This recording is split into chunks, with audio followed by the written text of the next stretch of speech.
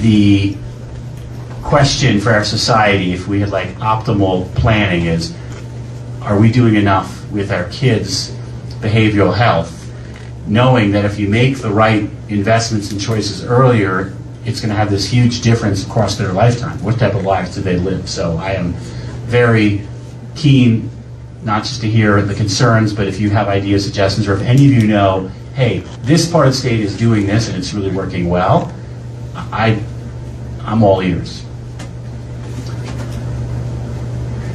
All right, Sheriff, we need your help here. Don't be shy. Come on up.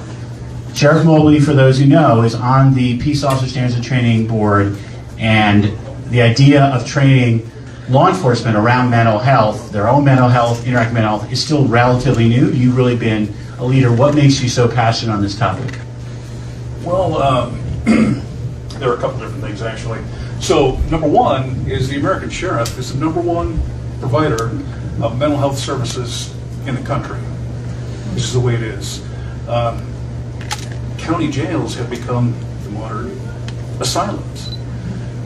And so trying to address those issues, because often those that are experiencing crisis in our communities end up in our jails. Not only could they be involved in some criminal activity, but often it's as a respite to give local police departments, to give families a break from this person. They can't deal with this person anymore, so they end up in handcuffs. Then they end up in my jail. And what happens is there may be an order for competency. Now they're going to be held in my jail, or any other person in the country would be eligible to post a bond. They're going to be held in my jail for up to 18 months with no charges. They cannot leave until they are given this competency evaluation. And so I have kind of an issue with that. And so in my next career, ultimately that's, excuse me, kind of where I'm working, is how can I continue to help both the criminal justice system and our Colorado sheriffs in kind of addressing that issue. So on the street level, we're also dealing with some things. So for a while we mandated, I was one of the agencies that mandated what we call CIT training. And some phenomenal training, kind of focused on de-escalation, but also kind of the mental health picture. But what we're seeing is we're starting to get away from that model, trying to keep people out of the criminal justice system. We're seeing the opposite. We don't know what else to do with them, so we don't have any other place to put them here locally, just because we lack funding and resources and so forth. And so they end up in the jail, and as P.G. Weiser had mentioned, it becomes this vicious circle, this cycle that keeps on going. And there are people that I've seen go through this, anywhere from 4 months to 18 months waiting on an evaluation. I've seen it 3, 4, 5 times, 6 times in my career, the same person. So again, they're not getting any better being held in a cage. Now that I've closed my jail, I'm sending everybody to Benton County. For the last 2 months my jail was open. It was literally an asylum.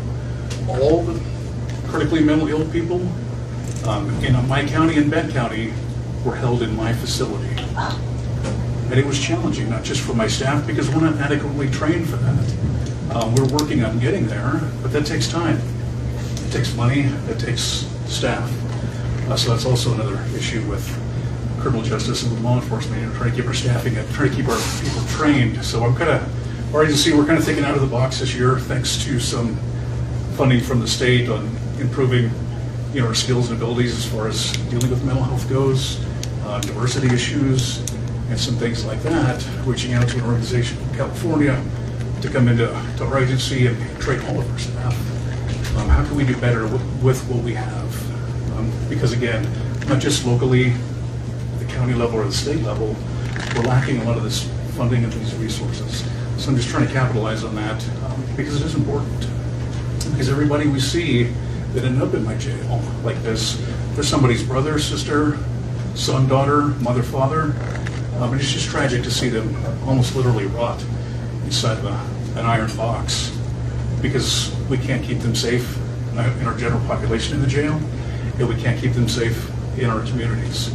So addressing that is kind of where I'm coming from and why I'm drifting the way I am into my next career. It's one of the hard things that because we have to have a jail, but we don't have to have mental health care treatment, we end up funding the first and not the latter. There is a effort underway. I mentioned the opioid settlement funds that will build more capacity.